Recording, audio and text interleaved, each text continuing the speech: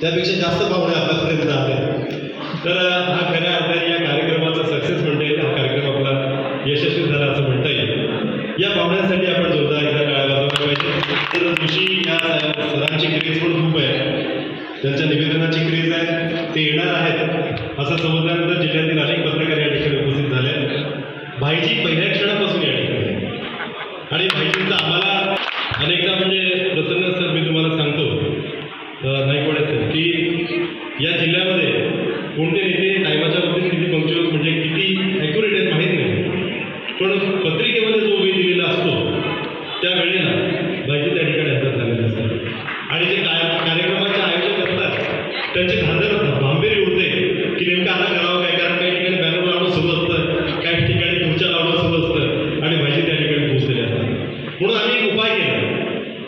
आम्ही 2 पत्रिका छापल्या होत्या. एकामध्ये 10:30ची वेळ आहे आणि भाईजीला पत्र देताना म्हटलं 11:30 वाजता. तर त्याच्यामुळे भाईजी आपलं कृपाछत्र आहे. या बुलढाण्याच्या सामाजिक सांस्कृतिक नाट्य जेवढे काही क्षेत्र असतील त्या क्षेत्राला पाठबळ देण्याचं काम आदरणीय भाईजींनी सातत्याने केलं. त्यांचा अधिकार आपल्यावर आहे, ते या ठिकाणी पहिल्या क्षणापासून आहे. अनेकांचा सत्कार त्यांनी केला.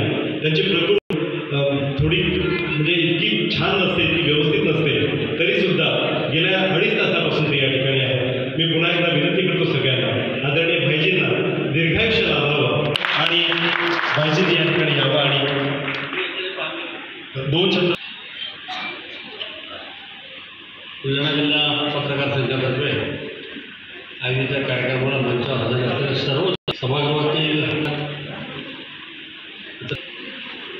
पत्रकारांचा कार्यक्रम न येतात एक शब्द असा असतो की पत्रकार हा सामाजिक दर्पण आहे आणि दुसरा शब्द असतो पत्रकार हे लोकशाहीचा 4था स्तंभ आहे. आता ही म्हण गेल्या 40-50 वर्षापासून असेल, पण मला वाटते आता हे म्हणलं काही अर्थ राहिलेलं नाही. एखादं वर्तमानपत्र आहे, आता जवळपास 70-80% वर्तमानपत्र कुठल्या पक्षाचे मुखपत्र आहे. मग ते त्यांच्याच पक्षाची बाजू मांडतात, त्यांच्या पक्षाने चुकीचं काम केलं असेल तरी तेच बरोबर म्हणून. आणि बऱ्याच ठिकाणी आपण बघतो की ज्याला आपण समाजाचा आरसा म्हणतो तर त्या ठिकाणी तसं वाटत नाही त्या ठिकाणी. आता 2 उदाहरणं तुम्हाला देऊ या ठिकाणी. आता मला बोलायचं नव्हतं, मी तुम्हाला 2 उदाहरणं सांगतो. 25 वर्षापूर्वी विलासराव देशमुख अकोला कृषी विद्यापीठामध्ये शेतकऱ्यांचा मेळावा होता, कार्यक्रम झाला.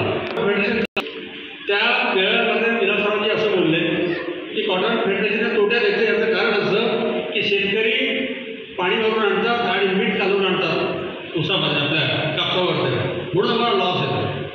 आता ही गोष्ट 100% खरी आहे, पण दुसऱ्या दिवशी सगळ्या पत्रकारांनी इतकी टीका केली, शेतकऱ्याच्या विरोधात बोलले, शेतकऱ्याच्या विरोधात बोलले, शेवटी 4-5 जणांना डिग्री व्यक्त करावं लागली. म्हणजे खरं